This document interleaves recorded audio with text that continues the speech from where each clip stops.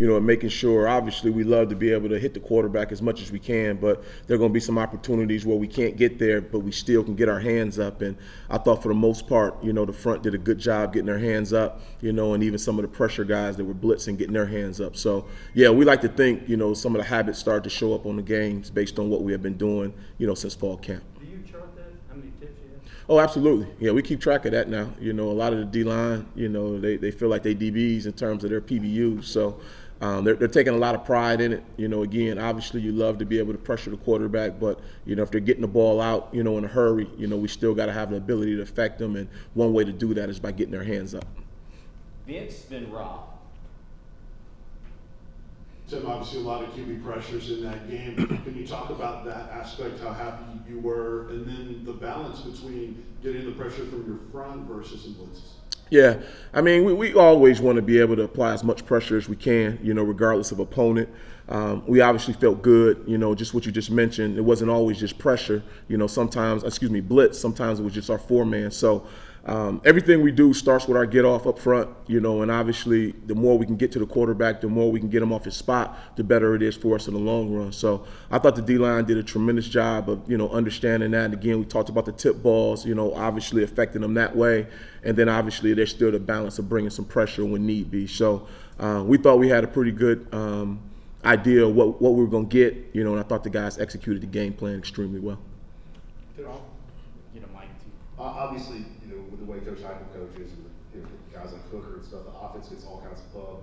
Tennessee just won a game on Saturday where the offense scored 3 points. How much pride does your side of the ball take in that? What does that say about the growth of the defense? Yeah, I'm going to be really honest, and not try to give you any coach speak.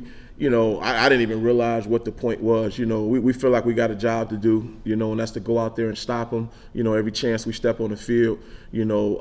I'm very rarely on Twitter that way. I don't read those things, and, I really talk the same way to the defense. So, we have one of the best, most prolific offenses in the country. We know that, but we obviously have a lot of pride in what we do on defense as well. But we don't get into, how many points they scored or didn't score, things of that nature. We just know anytime we get a chance to, have a positive impact on the game, that's what we're trying to do. And we're obviously fortunate enough to have a positive impact this Saturday. Adam, then Ben.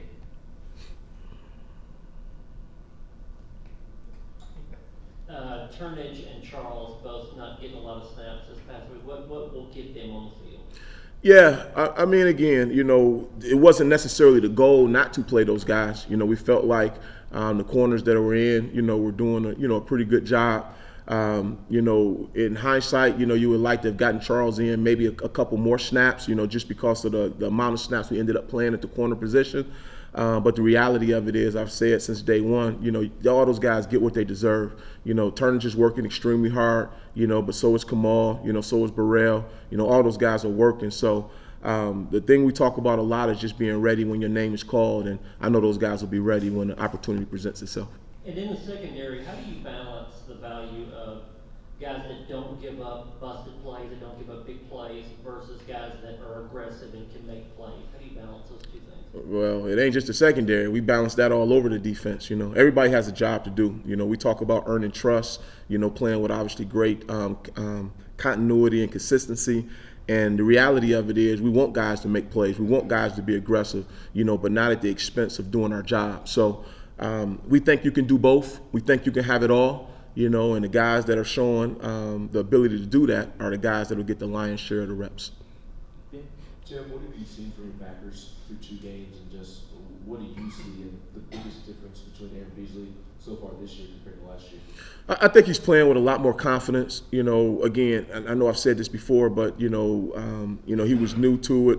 It wasn't a lot on his. He wasn't really on our radar, so to speak, when we took the job last year. But he ended up being a starter for us. We thought got better as the season progressed last year, and we thought he picked up where he left off. So he just has a lot more command of the defense at this point. He's playing extremely aggressive. He's being physical at the point of attack. I really can't say enough good things about him. I really like the direction he's headed.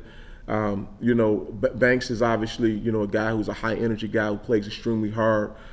He's still, continuing to, to work through the details, which I know is important to him. And I think you'll see him start to ascend too as the season starts to go on. Patrick, then Brent. Coach, Wesley Walker hasn't started, but he's played a lot these first 2 games. What have you been getting from him, and how do you kind of expect that dynamic with him and Tamarian to continue moving forward? Yeah, I think it's good. We think we have a pretty good 1-2 punch there, between those guys. And, Wes is pretty savvy. He's a guy who's, has played some football, coming from his previous spot. So he's smart. He's still learning the minor details within our defense. But, the moment is not too big for him. He plays good in the run game, shows the ability to go out and cover. We feel like between him and T-Mac, we feel like we got a really good, set of guys there that can help us win. Yeah. Coach, with as aggressive as you are up front, whether a lot of times with the blitzes, what's the marriage with the back end, particularly for like hot route slants, those types of things? How is that marriage, and do you think that needs to be tighter, or do you like what you're seeing in terms of how the front and the back are kind of blending together and playing together? Yeah, I mean, it's it's a 2-game sample. We'll obviously continue to work through it. I thought we were better than we were the game before. And we like to think we'll be better going into the game 3. So there's always room for improvement. But I think at the end of the day, the tighter coverage you can play, the better you are up front. The better you are up front, the tighter the coverage will be. All those things go hand in hand. But our identity, obviously, is we are a pressure team. We're going to continue to pressure, whether it's bringing 5, 6, whether it's 3D, whether it's man, et cetera. So obviously we can expect the ball to come out quicker than, maybe against some other opponents. And with that being said, we got to obviously be able to take advantage of it with tighter coverage when it's appropriate. To the back, Kelly. Hey, Coach, what do you feel like the biggest difference between week 1 and week 2 was with, getting hits on the quarterback, getting sacks on the quarterback? Yeah, like I said, every game's a different game. Every offense has a different approach. I said it earlier. You guys asked. The ball came out extremely quick. Against the first opponent we had. These guys, wanted to push the ball down the field a little bit more, so they held it. But they obviously mixed in some 3-step as well. So it's just depending on who you're playing, and what their philosophy is. Ours isn't going to change. We're always going to try to apply pressure at every point we can. Now, how we do that, is subject to game plan. But at the end of the day, we want to apply pressure every chance we get. And, based on schematics or what they're trying to do, sometimes it'll show up a little bit more in the stat sheets. Hey, Coach, kind of piggybacking off of that one, I know the goal is to always win and help the team win and make a positive impact on defense. Was there any specific area you're looking from the group to grow from this past week against Akron? Yeah, I think just being able to, be consistent, in everything that we do. We don't want to be a team that's, high one week, low the next week. It doesn't matter, who we're playing, whether it's the first game, second game, third game. We want to have the same approach with our process, how we prepare and how we get ready for these guys. And, I'd be extremely disappointed if we didn't, uphold our standard in terms of how we prepare. And it obviously started yesterday, and bled over into today, and then we'll need another good days of work tomorrow, So I think right now just understanding what our process is and holding true to it is the biggest thing I want to make sure those guys are accomplishing. A quick follow-up, Trey Flowers, he had a couple of miscues against Pitt, but he also recovered very well, made some big plays. Can you speak to his growth? Yeah, I think it's, a sign of maturity because there were, just like there are in life, there are going to be some ups and some downs, and how you handle it, will determine, where you go from there. And I thought, he didn't panic, he didn't drop his head, he stayed the course, and he obviously, made some key plays down the stretch, to give us an opportunity to win. Last 2 questions, West and Jim. Tim, I think Pitt got more than half of its rushing yards on that one kind of big splash play early. What sort of went wrong on that play? Where was the breakdown or breakdowns? And other than that, what made the run defense so effective? Yeah, we just had a misfit. The reality of it is, and that's typically how it always is. Very rarely if with teams just beat you. Usually you beat yourself, and unfortunately we beat ourselves on that particular play.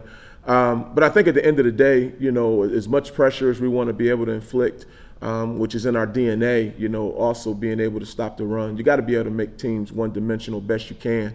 Again, how you do that, whether it's games, whether it's pressure, et cetera. But we don't want to allow guys to run the ball, so we're going to do everything in our power to try to negate the run game. And, we're very fortunate to be able to do that last week. Tim, you knocked out the starting quarterback, played against the second-string quarterback the second half.